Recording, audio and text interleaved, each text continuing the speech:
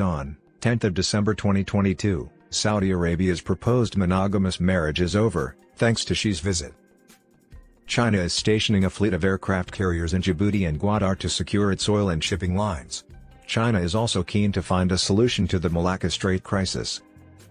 The visit of Chinese President Xi Jinping to Saudi Arabia is seen as an effort by Beijing to exercise influence in the area by the United States, which does not ask the kingdom to choose between Washington and Beijing. The remarks were made this week as Mr. Xi finished up a two-day visit to Saudi Arabia during two briefings at the White House and the State Department. President Xi's traveling is definitely not a surprise, John Kirby, a spokesman for the White House National Security Council, told reporters on Wednesday. "We are aware of China's efforts to increase its influence globally." However, the State Department went into more detail. Ned Price, a representative for the department, responded when asked for comment on the visit, "We are not asking countries to choose between the United States and the People's Republic of China.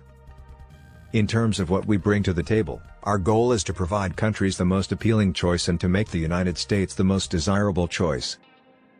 Mr. Price concentrated on the defense alliances between the United States and various Middle Eastern nations, saying that no country in the area could compare to the United States when it comes integrating the defensive capabilities that are so important, so vital to many of our partners across the Middle East.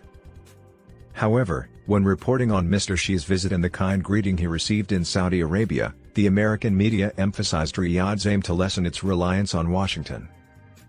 The Foreign Policy magazine cited an interview Saud al-Faisal conducted with David Ottaway, a former Washington Post reporter, in 2004 in a story that analyzed the visit. In that interview, Mr. Faisal asserted that the relationship between the U.S. and Saudi Arabia wasn't a Catholic marriage in which only one wife was authorized but rather a Muslim marriage in which 4 women were allowed. Saudi Arabia is only looking for marriage with other nations, not a divorce from the United States, according to Mr. Ottaway.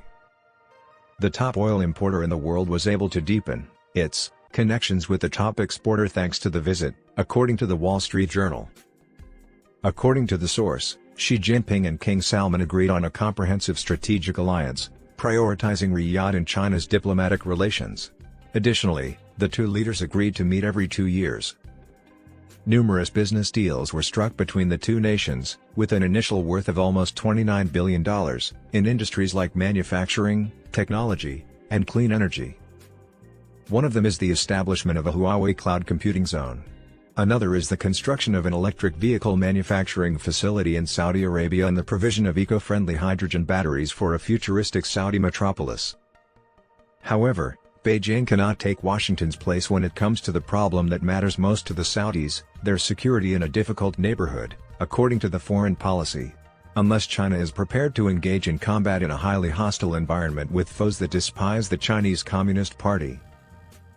The report did, however, caution that the days of Riyadh's monogamous marriage with Washington are probably over. Saudi Arabia not only will refuse to select sides in the current Cold War 2.0, but are also likely to move closer to Beijing and Moscow as their interests merit. The major problem is that the United States no longer cares about globalization and is ready to move its production domestically. According to the New York Times, the Chinese leader's diplomatic isolation was broken by Mr. Xi's visit, which also highlights Beijing's reinvigorated drive to compete with Washington after years of focus on the pandemic.